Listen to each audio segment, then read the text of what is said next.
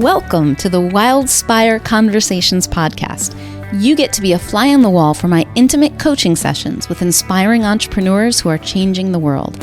I'm your host, Stephanie Benedetto Padovani, wild creation coach and soul storyteller at The Awakened Business, where I help coaches, therapists, and creative entrepreneurs craft an irresistible message and broadcast it to the world.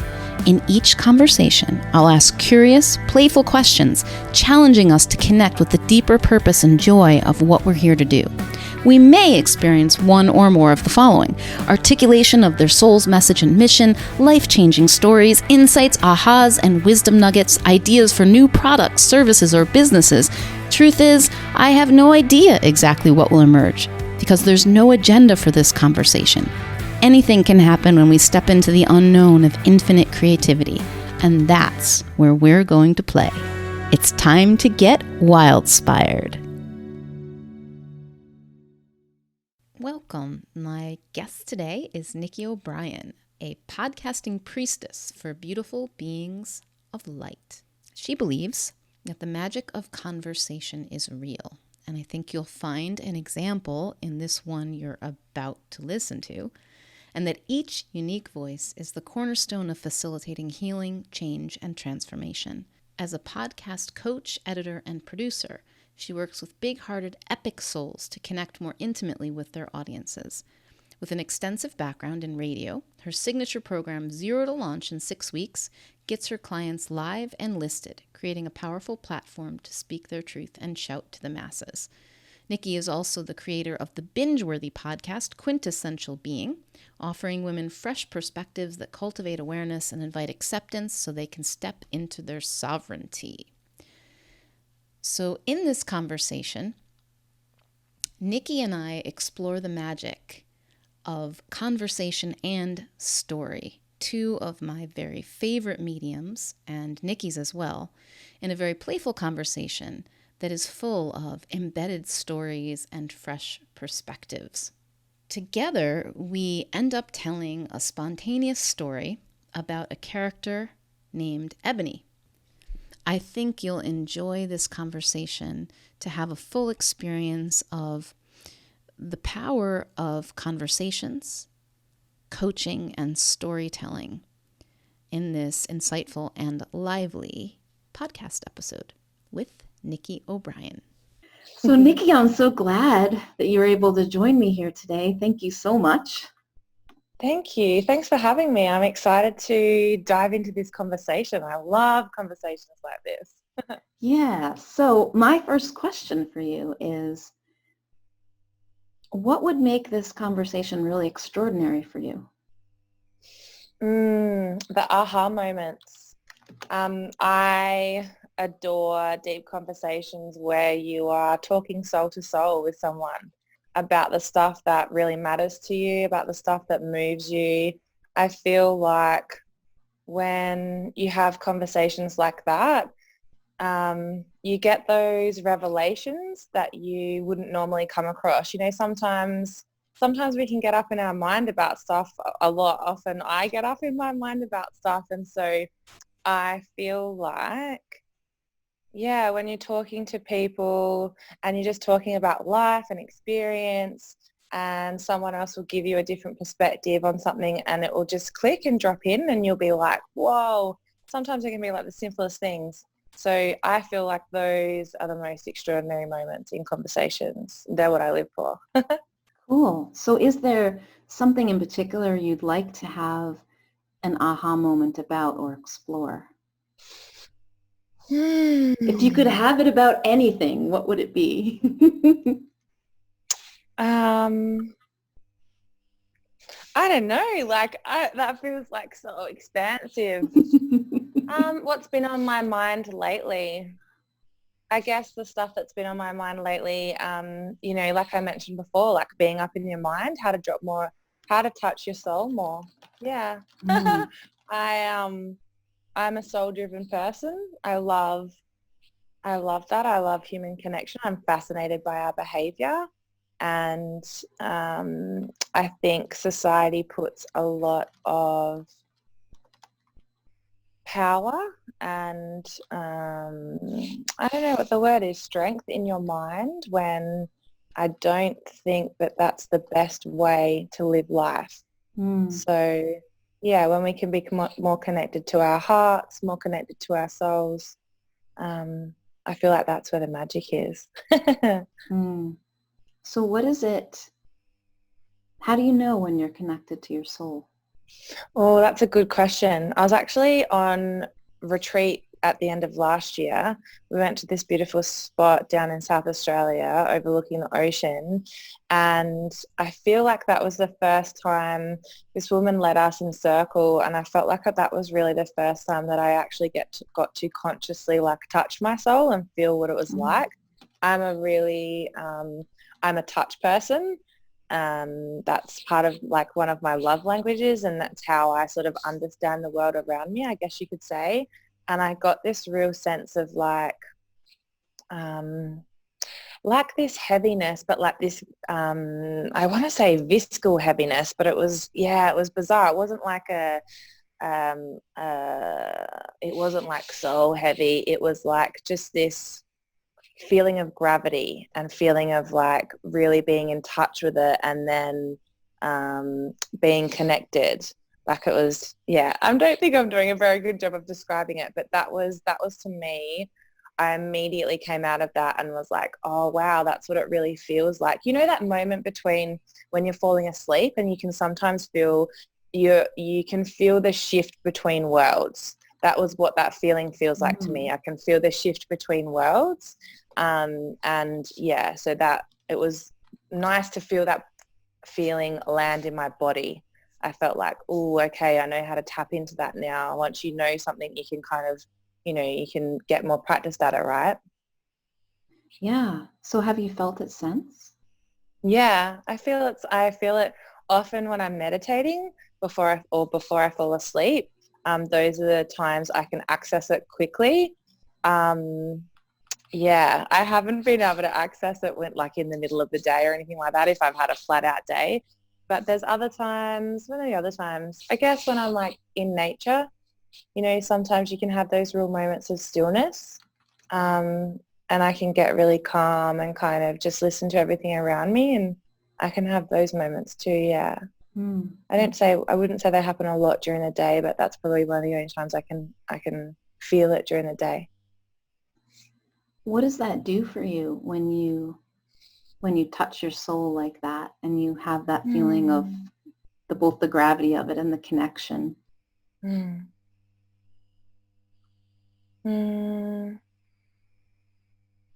I feel like there's a deep sense of safety, and that I can really feel like I can tap into the bigger picture. Sometimes we can get really caught up in day-to-day stuff, and when those moments happen, it's like it takes me right up to look at the bigger picture, like the whole timeline of my life, and that everything happens for a reason. I can really sink into that. Everything happens for a reason, and it's okay, and you're on the right track. When it just feels like it hits you in the heart, you feel like it's okay. I'm okay. I'm good. This is good. Everything is unfolding as it should. Yeah, it's my experience as I look for my own version of that in my life is that we're always connected and always plugged into that. We just aren't aware of it because we're stuck in our thinking or in our minds, like you're saying. And so it's those moments when we come back to it and it's like, oh yeah.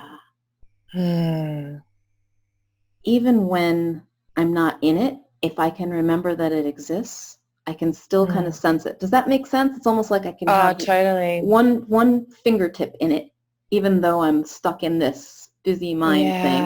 Right. Yeah. Yeah.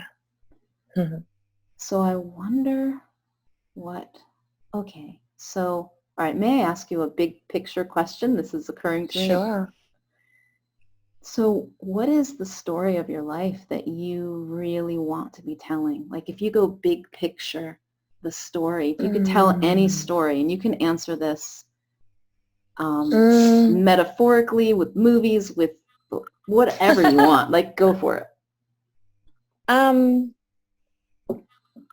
I think that the story of my life, like what do I want to give to other people, is probably like coming back home to wholeness, you know, like I've said before, I feel like being on, you know, in Earth School it can be really difficult. It can be really heavy. It can feel really, I'm an empath, and so I feel everything like really deeply. For a lot of my life, that's been really uncomfortable. And it's been really hard to kind of sit with the so-called negative emotions. Like that's really been such a practice of mine, and it still is. And I am definitely a person that gets caught up in my mind a lot. So, and I think the mind is what can cause us a lot of suffering, right? So, as much as those moments are those big moments of like, of challenge and trauma and all that stuff, they can be really transformative, right? And so I think my big picture is to help people and myself, like, right, you always help other people, but you're helping yourself, right? Is to really lean into that and to feel okay with that and to feel the beauty in that. Because I think that pain can be beautiful because it's so transformative if you're willing to listen and change in those moments. Yeah. And it's not a linear process. It's really messy. And as a person who grew up, you know, wanting as a perfectionist and a people pleaser, that's it's taken me a long time to get used to that, to get okay with the messy. So would it be fun, and all answers are welcome here, by the way, would it be fun to flesh out this story a little bit more and see what it is, like what the journey of it is? Okay. So what's the best way to do this? Do you want to tell it like, I'm almost inclined to tell it like a third person story. So in other words, like there's a woman, unless you want to tell it as your story, we could do that too. But sure. What do you think? That's fine. Like I'm happy. I'm a bit of an open book, so I'm happy to, yeah. Let's do it as a third person just to see, like, because then we can make up anything we want. Like you can go anywhere you want. You won't feel constricted to like your idea of what's you. And let's kind of see. True. And I'm going to encourage you to, this is interesting. I don't know why I'm going here, but it just is occurring to me. So I'm like, okay. I'm, you know, you have permission, not that you need it from me, but to go anywhere you want, to be magical and crazy and weird and and normal and average and mediocre and anything else that might occur to you as the thing to do. So, all right, so we have this character. Is it a her? Is it a she? Who's our character? We're going to tell this story. Sure, yeah. Okay. Yeah, it's a she. Does she have a name? Would we like to give her a name? Oh goodness. I don't know. Ebony is coming to mind. Cool. Okay. So we've got Ebony. Ebony popped in. What's her problem? Or what's going on in her life? What's her problem? I'll put that in air quotes, problem. Like what's problem, yeah. What does she think is her problem? What's her latest life challenge? I guess her latest life challenge is grappling with like the belief system, right? Like grappling with the belief system and sitting in the yuck, you know, because it's, I think when Ebony is faced with her own stuff, you got to sit down, and it's like cleaning your house, you know, once in a while when you do a big spring clean, you got to sit down with all your shit that you've accumulated. Can I say that? Sorry. With all the stuff that you've accumulated and look at what's really valuable and what you want to keep and what needs to go to the goodwill, and what can be made into, like, upcycled into something new. So yeah. Okay, so she's grappling with her belief system, and she's sitting in the yuck. And this is the opportunity she has, is to but what's particularly yucky for her? Like, what belief system? Does she have certain beliefs that are yuckier than others?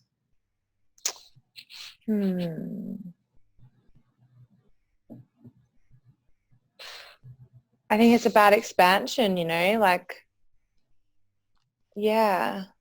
about expansion. There's, because to fully expand, you have to feel safe, right?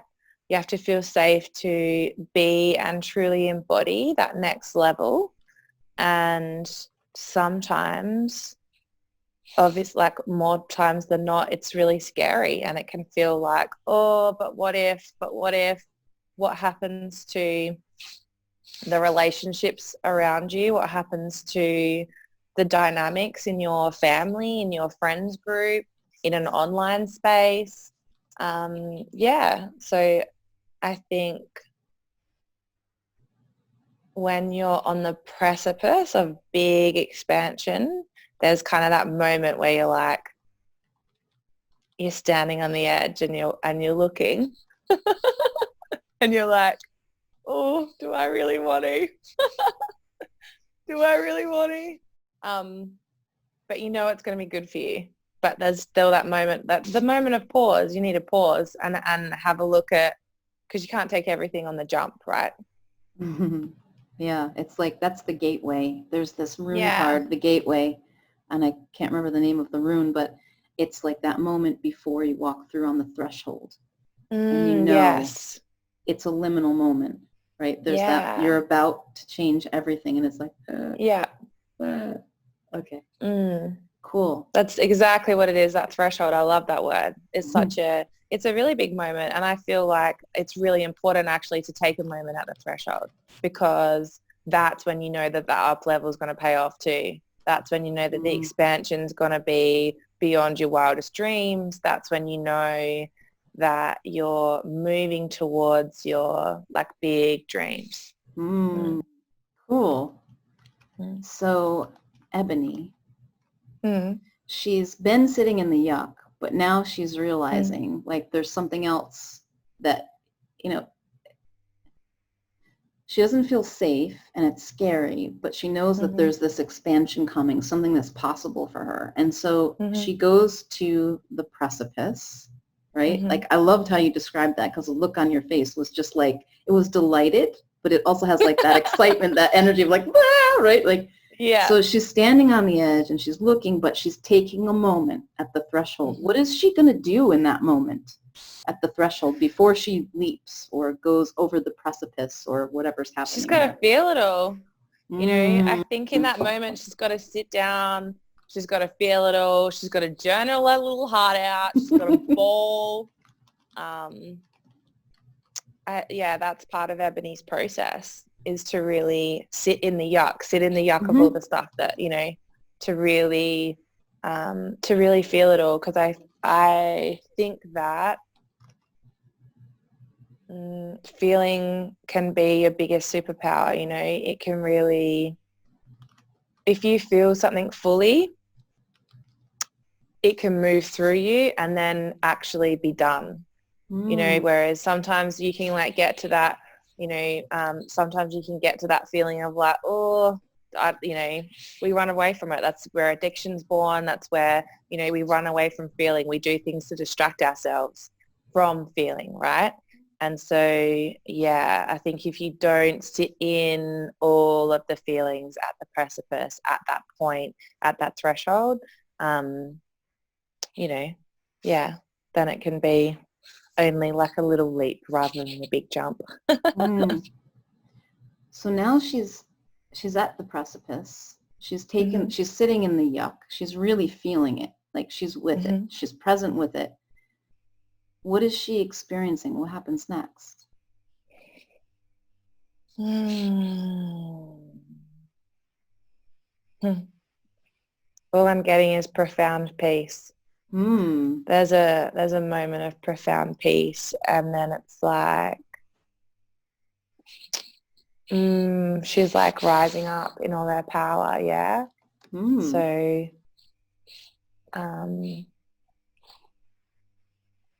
yeah, and I'm just saying I'm a really visual person, so like now I'm on the edge of the cliff.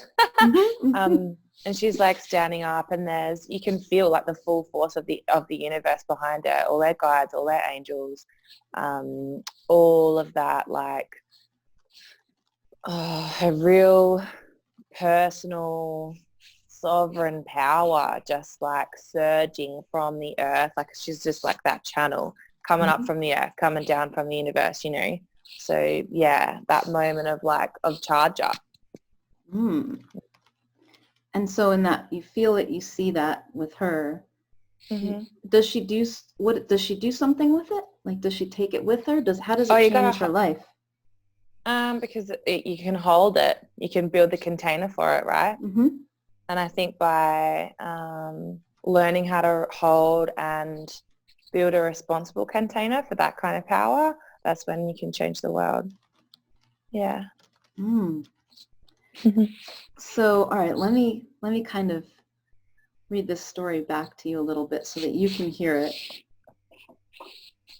So, Ebony is grappling with her belief system, and actually the belief systems of the society around her. You know, every way that she's been taught to conform, all that conditioned thinking, and this is how it is, and this is what you must do, and all of these rules. And she's sitting in the yuck of all of that. But she has this feeling of expansion, almost like that leap is calling her, and it scares her. It's scary. It does not feel safe. But she knows that what's there, it's calling her. She can't avoid it. Like, she's drawn to it. So she goes to the edge of this precipice. And she's standing at the edge and just kind of peeking over. And she knows it's going to be good when she makes the leap, but it's also incredibly scary.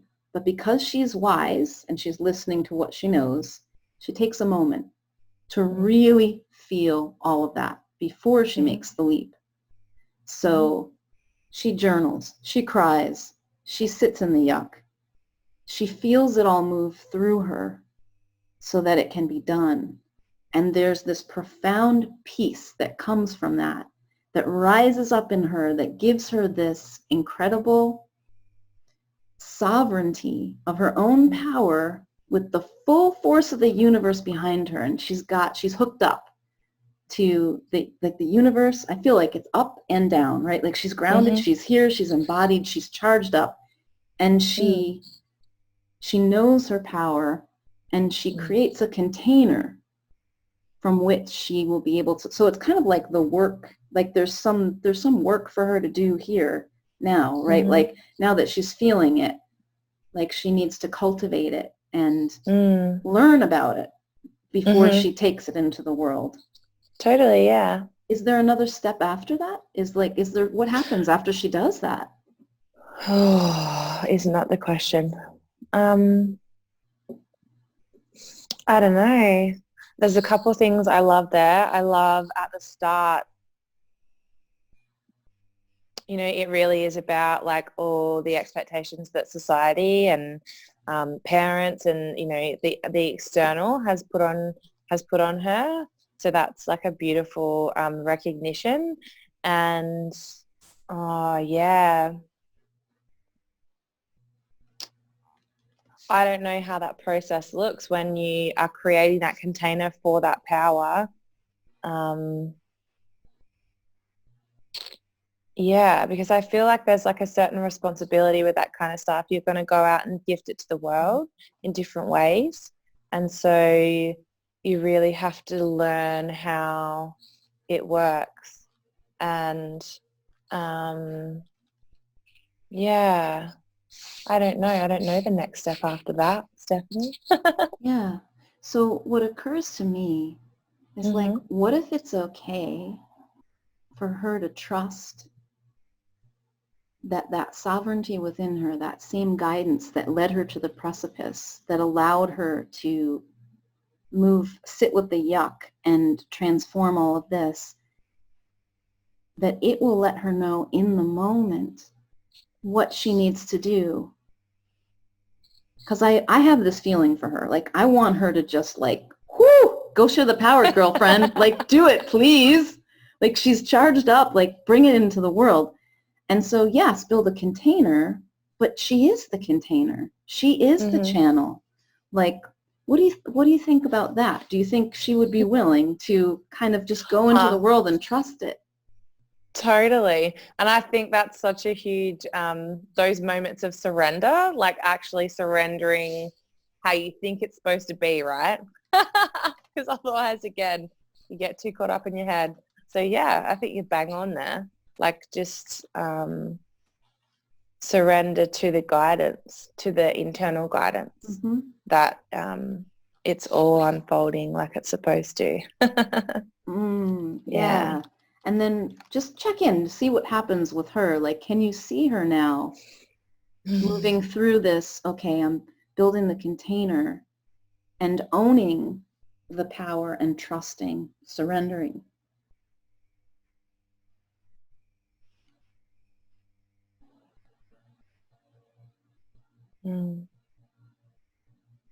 Yeah, I just see her walking through this beautiful field of like long grass, sun in the sky, a real sense of freedom.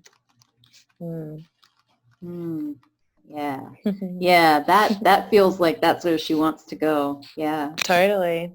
Cool. So I'm wondering, is that, Nikki, what you do for people? Do you help them to, and I'm just wondering here, like, this. Or would you like to? Oh, I like it. Yeah, actually. Definitely. I had an experience actually on Monday where I was coaching one of my clients, and she wants to start a podcast. She's a mum of two, and her husband travels all over the world for his job. And so she has traveled for like the last 7 years to lots of different destinations, and has really, she wants to,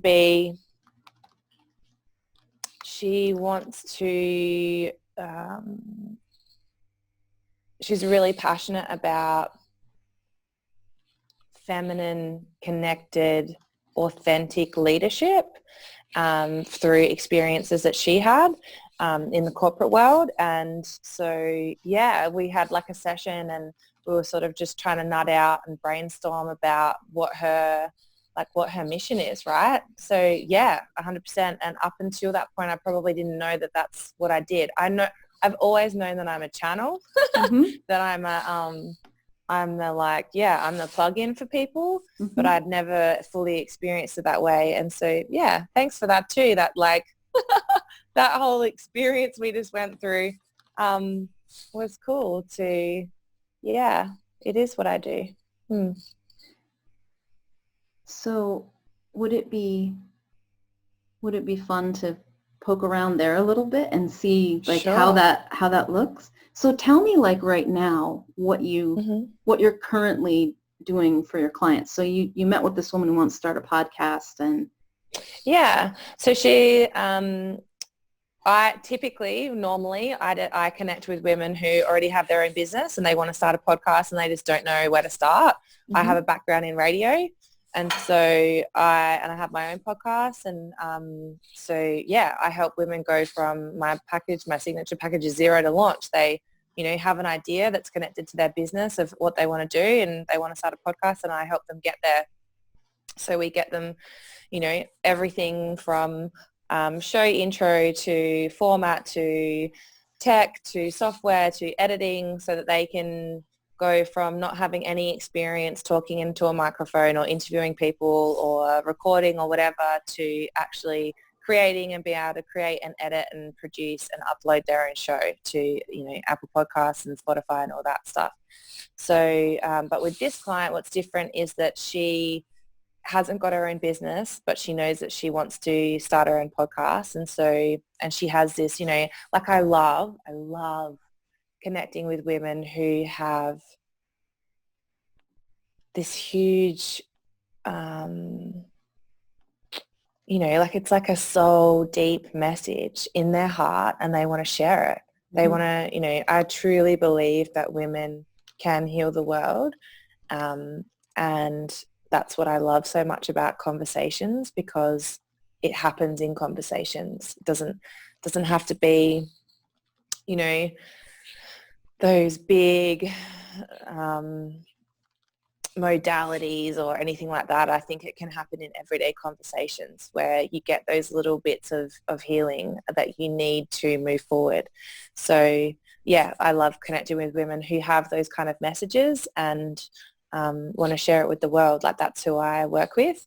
And yeah, so she connected with me and said to me, I don't know what I want to do, but I know I want to start a podcast. And so we sort of went on a journey to unpack it. And I've never done it that way before. So it's kind of fun to like come around the back end and really, explore with her and brainstorm. I love brainstorming. I love a good brainstorming session. They're like some of my favorite things to do, where you just riffing back and forth and throwing stuff out there. And that's where you can find those treasures, right? The gems. And she had a huge aha moment. Because, sometimes when you're speaking stuff out loud and you have a soundboard, the stuff that reverberates back to you, like, oh yeah, like they can sound it back to you and you're kind of like, yeah, like you just did with me. Like that just happened then, right? Like you reflected back to me a story about Ebony, let's say, but it was about me and I, and you don't have a real, like understanding that, it's like that saying, if you could see yourself how others see you, you could conquer the world, right? Like that's how it is. In those moments, I think you've got someone who's your, who's like God, who just holds you in love, and that's beautiful. I think we all need more of that. Yeah.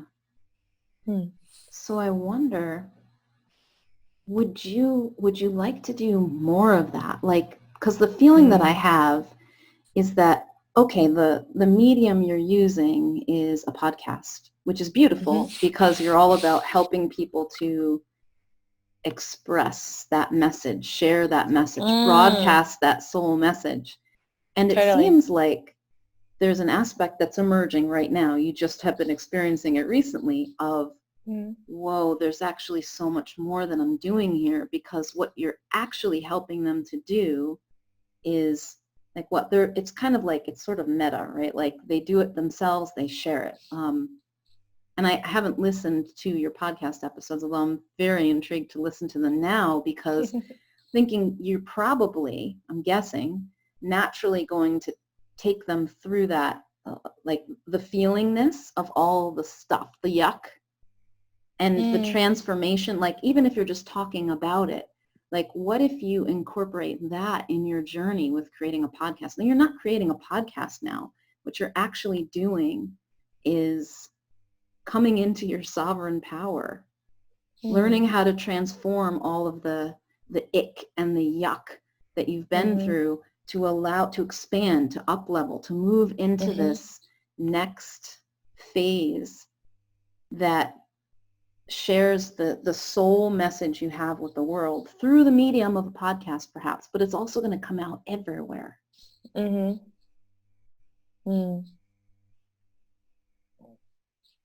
Yes.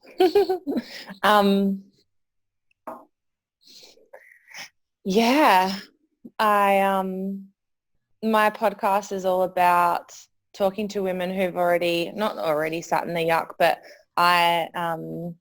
I really enjoy learning from other women how they've navigated challenge, I guess. But what I liked doing And what was happening kind of then was, like that, taking them from that place of ickiness and from just a place of confusion, right?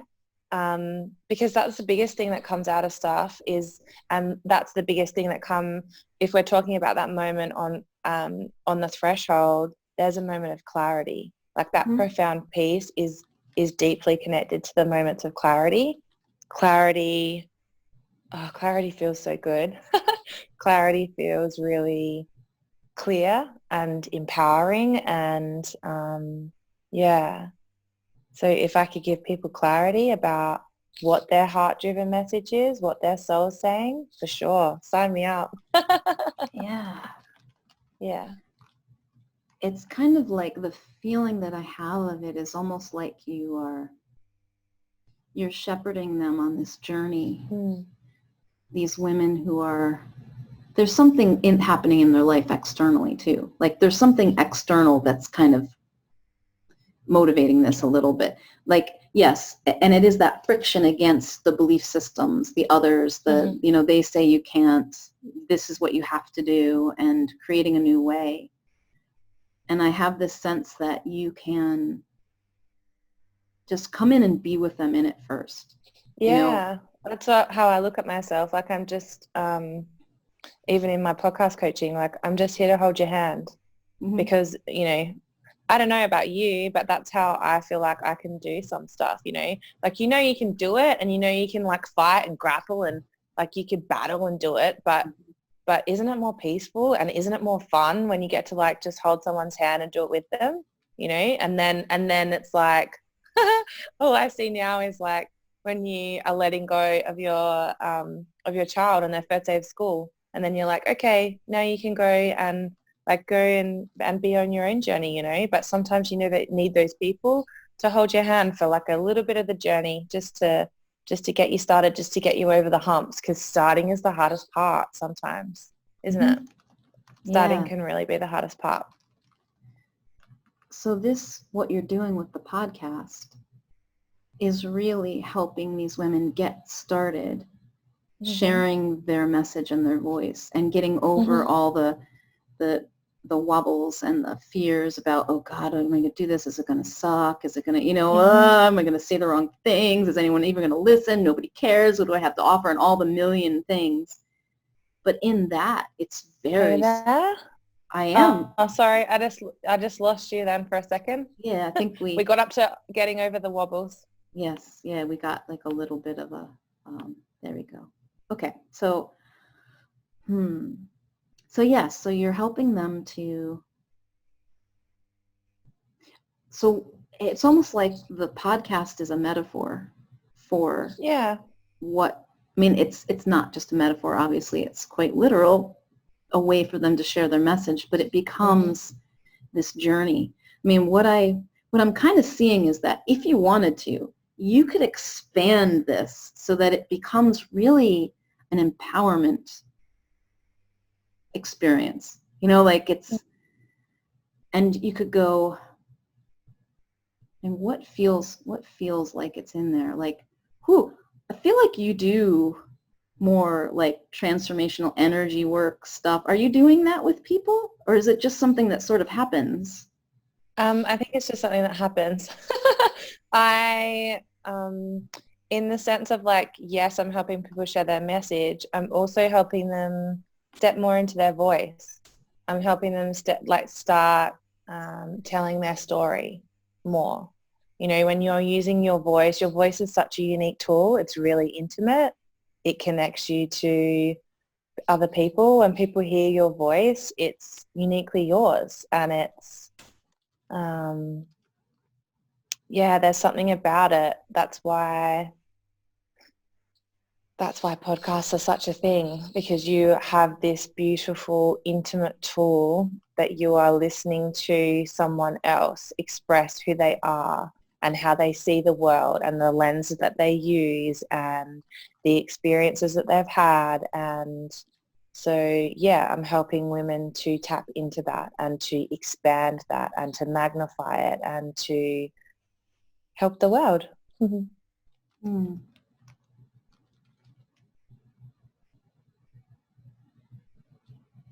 Would you like to do more of the transformation, Yeah. like more consciously? Yeah. Yeah. And more like energy work for sure. Like yes. It's so funny. Isn't it funny how like timing things happen? Like that call happened for me with my client on Monday and then this today. And I'm like, because, after I got up to that call, I got this beautiful email from her, like that she hasn't had that kind of clarity in 7 years. And I was like, oh, that just makes my heart so happy because I know, like we talked about before, like the gift of clarity is just so huge. So yeah, I would definitely love to expand into that space.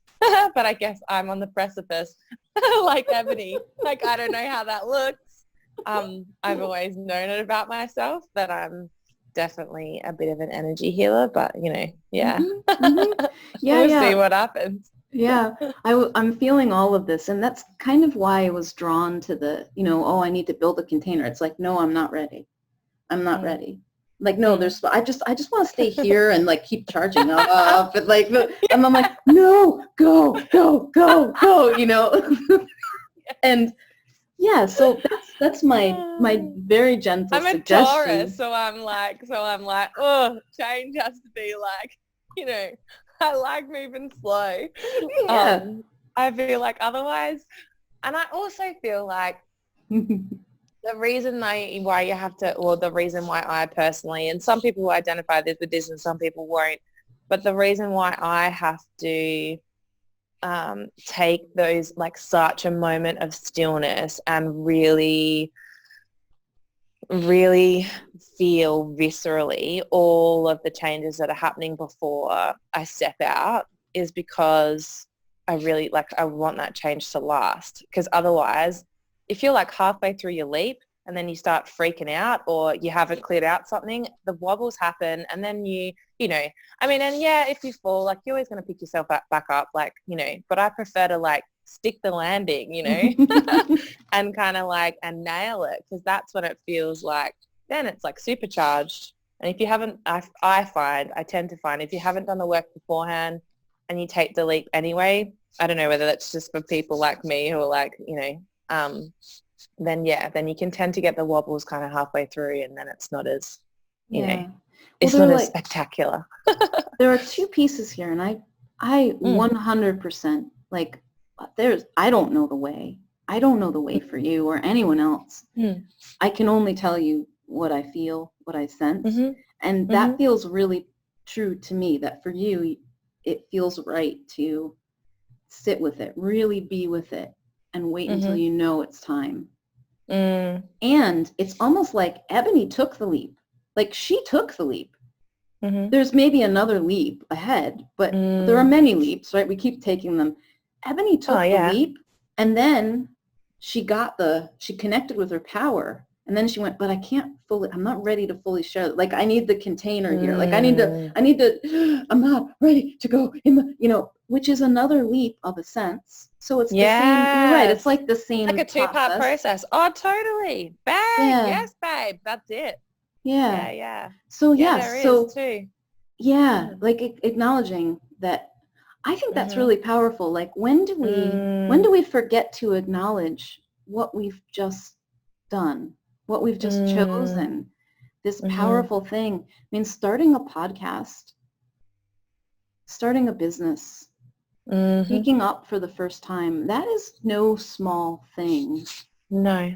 For someone who's been afraid for so long. I mean, that's actually really a big deal.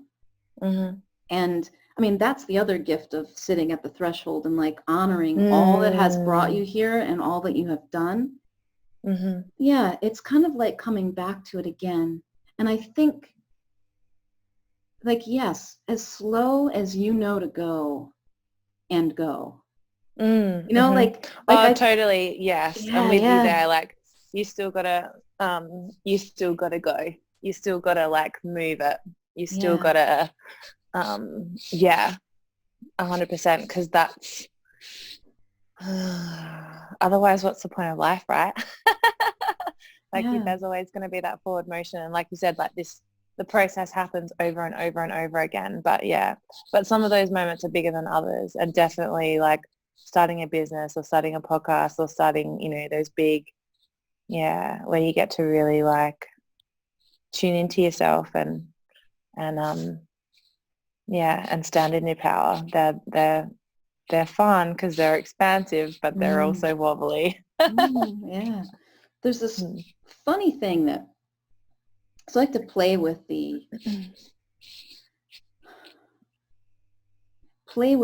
not exactly opposites, but paradox opposites, different Oh, yes. possibilities at the same time. Yes. Let's And riff so about this. I love this. yeah, so Because it's there's so confusing, right? well, so there's in one sense, like sitting at this threshold and being aware of all that's come and all that you're doing and like really honoring it and being filled with it and integrating it and allowing it to emerge and waiting until you're guided. That is beautiful. And there's also an experience of where that starts to become heavy in a way that doesn't serve us. Like, oh my God, God, this is such a freaking big deal. When am I going to screw this up? And then like, and they can happen at the same time. Yeah. And so one of the ways I'm saying this for myself right now because I'm bringing back in one of the ways that I tricked myself for a long time. I did. Oh yeah. I made choices to, I made choices around like, okay, here's my goal. I'm going to do it. And I was like a pit bull. And I was like, I'm going to follow the steps. I'm going to make it happen. And okay, by the way, human design, I'm a projector. That's like totally not my strategy, cool. right? I'm a manifesting generator. Yeah. What's your inner authority? Little side note. Emotional. Oh, is that emotional? Is that the gut instinct one? It's actually that's solar. You're solar. Solar is emotional, right?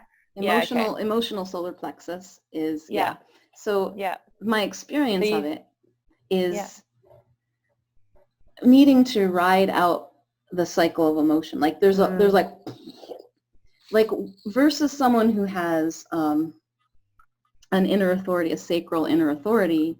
They're like in the moment, or splenic. Same thing, like in the moment. No, I've got to like kind of generally wait and let it settle because like it's like my whole life is a whoosh of. I mean, we all are. I feel we have to feel our way through these. But anyway, sorry. That's okay. I can geek out on human design too. Like so I love little tangents. Yeah. So I had this very directed, focused, fixed, goal-oriented path, and it wasn't aligned, first of all, because mostly it wasn't what I actually wanted because I never actually stopped to ask myself that. But it also was heavy, and I find that many of the people who find me have a certain heaviness about what they're called to do, like I have to or else. And so it became clear to me that the way out for me was to bring joy back into it and play. And so I've tricked myself many times into doing things that were a quote unquote big deal by making it into a game or an experiment or a challenge and making light of it. Like even starting this podcast that you're a guest on, I'm like, I was going to try and see what happens and like do it, I'm not going to make it a big deal, even though I'm like, ooh, there's something here that is connected to the direction I'm heading that it feels very aligned and plugged in. I'm like, oh, this is kind of a thing. So I'm discovering what the thing is by doing it. So now I've recognized in the past few months that has also become a way for me to downplay the impact I'd like to have by saying, I'm just playing here. It's just don't even take me seriously. And so it's not stepping into the fullness of my own power and what I'm here to do. So now I'm sort of I'm interested though, can I ask you a question? Yes, of course. When you do that, when you are like playing, do you feel like it takes anything away from like the sovereignty power that you feel? Like, does it take anything away from that, or you can still feel the full force of that behind you? It's a lightness, and that's a really good question, because that's something that I think I thought it had to be either or. Yeah. Like oh, I could have the lightness or I could have the and I'm like, what is it like to play with both? What is it like to integrate them? Which is what I'm moving into now. And what I'm discovering is that I can be very committed and serious and with an intention of impact and have a lightness and playfulness about it. Which, oh, yeah. So it's like, I call this unattached desire. So it's like, oh, I want this thing. I'm creating this thing. I desire this thing, and oh, I want to see this with my whole heart. And it's also going to be okay if it doesn't go the way that I think. If it doesn't work, that's okay too. So how do you fully surrender into that? Like, to not be attached to it? Let me sit with that question for a moment before I jump to how to surrender into that. What was your question exactly, Nikki? Like, how do you surrender into being unattached to the outcome? Like so treating it like a game, right? Like, how did you, first of all, what was your process in like moving from heavy to light? Because that's a process on its own, especially for people, you know, like you say, heavy people are drawn to you. Like, I feel that too. You know, and it's almost like being attracted to the heaviness because life feels like it's worth more or means more, or, you know, like people generally like to find meaning in things. So what was your process of moving from heavy to light? Like, because I imagine that wasn't it. You know, that would have been a process. That's the first part. Second part, how do you fully surrender the outcome? Or is it easier to surrender the outcome because you've moved from heavy to light? Is that like, is the answer part of that process that you did?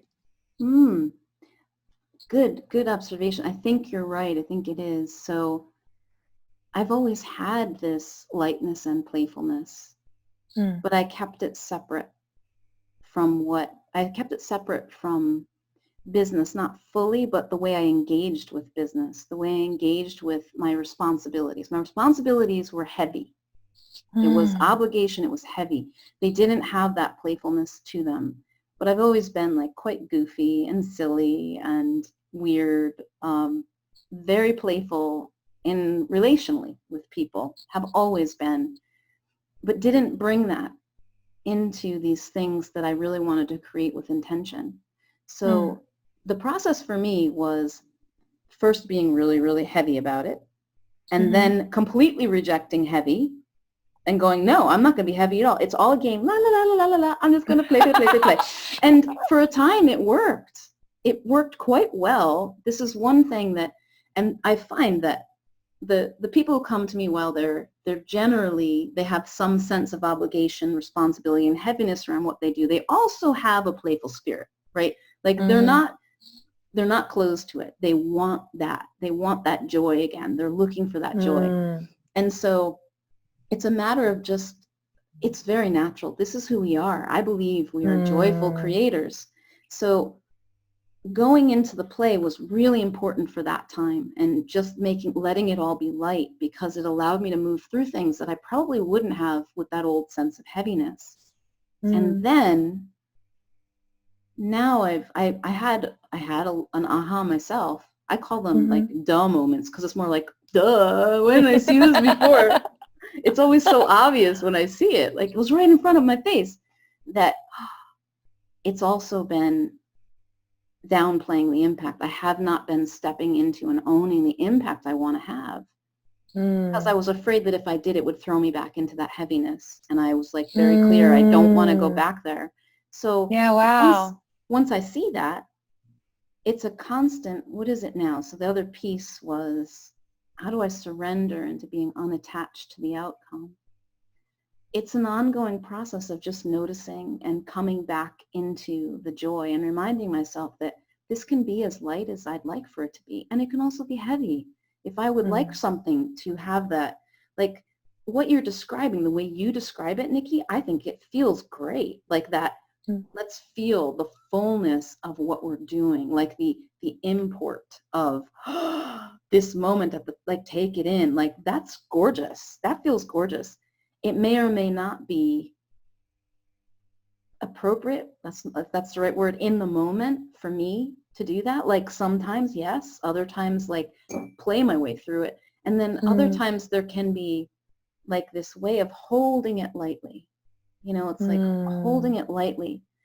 And the more present I am, the more that surrender happens. And I think that's exactly what you're describing in being with it, sitting in the yuck and the beauty and the impact and the bigness of the sovereignty and all of the, sitting with all of it, right? And that's where I find it. That's where surrender is just like, okay, that's the willingness to be present. Surrender happens because we surrender into the moment. Yeah. I love that. I love, I feel like there's a key there, that lightness that you're talking about. That's a real key. I love, oh yeah, I'm going to like percolate on that for like a week or two. Yes. And then it doesn't necessarily have to be heavy. Oh yeah, that's my aha moment in this conversation. I love that. I'm going to take that little nugget with me. Yeah. It's kind of like there's a spiritual teacher named Sid Banks whose teachings I kind of follow here and there. And someone once said to him, because they were very upset about something, like, Sid, you're just not taking this seriously.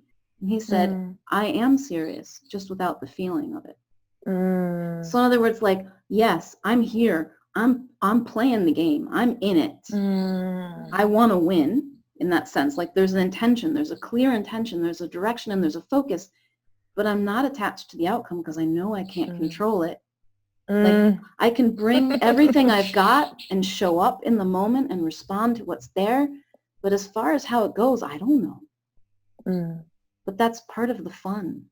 Like if we knew how the game was going to go, would it be so much fun to play if we couldn't ever lose? No. It's not, isn't it? Is it? Like you can see that from watching kids play, you know? Yeah. And I think far too often, I know I'm massively guilty of this, not surrendering more into the process and like just wanting the outcome, you know, whereas I think, yeah, like what you're describing, there's more fun in the game of getting there. You know, if you can, I think the more, I get the feeling that the more you can bring that into your everyday life, like the more joyous and light it feels, that's all what we want, you know. There's a sense of ease and freedom there. I love that. Thank you. You're most welcome. So what else? What else have you got? Feeling in this. Yeah, that feels good. So yeah, what would you most like to take from this conversation today? I think, you know, it's funny, isn't it, how things will, I think integration is such a process. Like you can be aware of something, but really integrating it and embodying it, that's a whole nother thing. So today's conversation with you has been another reminder that to play and to lean into the game and to allow lightness, because I am a person who can let heaviness take over. Maybe because I'm an empath and I feel all the things. And I don't know whether, there was like a message somewhere along the line that to be serious or taken seriously is like responsible or heavy or something along those lines. So I definitely want to lean into the lightness and that it doesn't take away from the force of the power or the depth, you know, doesn't take away from the depth. That's like you were talking about. I love that polarities, right? Like life is all about polarities and duality, maybe I should say. But I think that's something that I'm going to sit with, that duality of it feeling equally deep but also light. Like that's that feels good. That feels good. Yeah, it reminds me of a client of mine. We were doing some messaging, and there was something about lighthearted profoundness that they were doing, like lighthearted, profound spiritual teaching. You know, it was, and like, what is that? We don't have a lot of examples of it at first in our everyday lives, but if we look at some of the spiritual teachers, like I think of the laughing Buddha. Now this is not the perfect thing, but I always think like, I'd like to be the laughing Buddha. I'd like to just show up and play with people and like transformation happens. You know, like this is my aspirational identity. And but there are like the Dalai Lama, right? Like there's a childlike playfulness about him, but he is deeply committed to his message and to sharing, right? Like there's an example. We do have them, but so often. Oh, that's interesting. Yeah, that's so interesting. We are. It's like maybe that's like the start of it. We're kind of sold like from a spiritual perspective, especially in the Western world, religion's really heavy, right? And really serious. But yeah, I love that. The Dalai Lama and the Laughing Buddha. Oh yeah, that feels good. I want to look for more of them. Yeah. Yeah. And even, I don't know, the stories of Jesus didn't seem, I mean, there were like a lot of moments of forgiveness and love, but I didn't see a lot of like lightness. No. That's not the way it was written. I swear though, that's what I mean. swear Jesus would have played like, you know, when we 100%. Talk, Jesus is very playful. Yeah. Oh yeah, I think so. Like that's, yeah. Yes. Who else can you think of like in the spiritual world that's really light? Well, and playful and... So a mentor and a coach and mentor of mine who I've followed for some years, Michael Neal, is like this to me. And it's, you know, the people we admire most are so often a reflection. There's our golden shadow, right? So there's your shadow, which you're exiling, the things you don't want to be. And then there's the golden shadow. Those are the things that you actually aspire to be but think you are not. And so Michael Neal has been so much of that for me. He is kind of irreverent. Like he drops the F-bomb all the time. He makes inappropriate jokes that usually involve sex on occasion, you know, not in a creepy way, in a way that's just funny and very real. He doesn't take himself seriously, although he's deeply committed to what he does. And he's become this kind of spiritual teacher and thought leader. He's very real and approachable to me, but it's that irreverent lightness that he approaches such, and he has topics. He discusses things with people. When I first met him, I was like, oh my goodness, how does he answer questions like, I'm contemplating the meaning of my life and I'm not sure, you know, like deep questions that about the nature of consciousness and reality. And he would just have spin these beautiful metaphors and would just seem to always have something for people. It's like, how would I have no idea how I would answer that question. This was like 4 years ago, listening to him. It's crazy.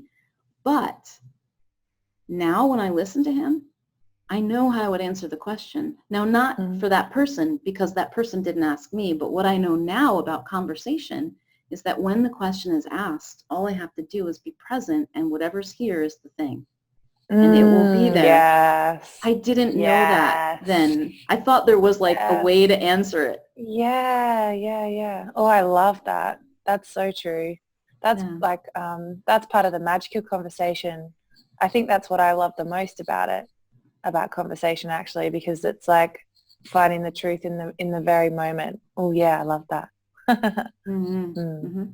Yes, and so that's what I am learning from him. And he can be go very deep and profound, and yet maintain this lightness, and even to the point of what I would call irreverence in a way. It's not really irreverent. It's actually quite reverent, but it's so playful that it never feels heavy like it could be, and that's something I aspire to. Yeah. So I'd love to share, if I may, like my experience of you, Nikki, a little bit as we've had this conversation. I think you have a great talent for it. And that's not a talent. That's a lame word for it. That's an inadequate word. Gift, maybe. Gift is better. A gift for what is it? A gift for drawing out that story that leads someone to the awareness of the transformation that's happening. Does that make sense?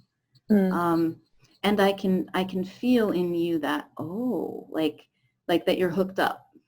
Like when you're talking about, you help people plug in, and because you're hooked up, that you can convey that through just your very energy. And I, like, personally, I'm like, ooh, now that I've found you, I'm excited to see what, where the next steps are. Often big leaps come in little packages. Like, it's a big leap because it's moving towards something big, but the step is very small, and it's here. And we can always do here, like out there, way big, that big problem, that big mountain we want to climb. Holy smokes. But the one step, we can always do that step, Yeah. Here. I love that. Related to that, I love that saying, like, people often overestimate what they can do in a year, but underestimate what they can do in 10, right? Like, that's how that feels. Yeah. So where would we go to find you, Nikki? If we want to connect with you, if our audience members want to, where would we go? So I'm on Instagram. You can find me at quintessential_being_by Nikki. It's probably where I'm most active. Or on Facebook, just look me up, Nikki O'Brien. Or you can see my website, which is quintessentialbeing.com. Quintessential Being is my podcast. And I know that that's a gift I have. I love speaking to people who have had big moments of transformation. And I love drawing that out of them, because I feel like through having stories about transformation, it helps people have their own, I love those. Everyone has a different and unique way, an approach to healing or to changing or to being different. So I love chatting to people who have had those big moments and then sort of made it their vocation or their life's work, because because we can all learn something. And I love learning. So it feels like the next, not the next, an opportunity and a possibility for you is to help people, to actually guide people through that process of transformation. I mean, you're already sharing the voices, you're already doing it, but to even more go there with them and really draw it out of them as the message that they'll be sharing. Right? Yeah, it feels juicy. I like it. Yeah, I'm excited for that. I don't know what that looks like yet, but I know I'm getting there. I'm on the path. So thank you. Thank you for this beautiful conversation. Oh, you're welcome, Nikki. It was my pleasure. So make sure you connect with Nikki and follow her and see what evolves and emerges next.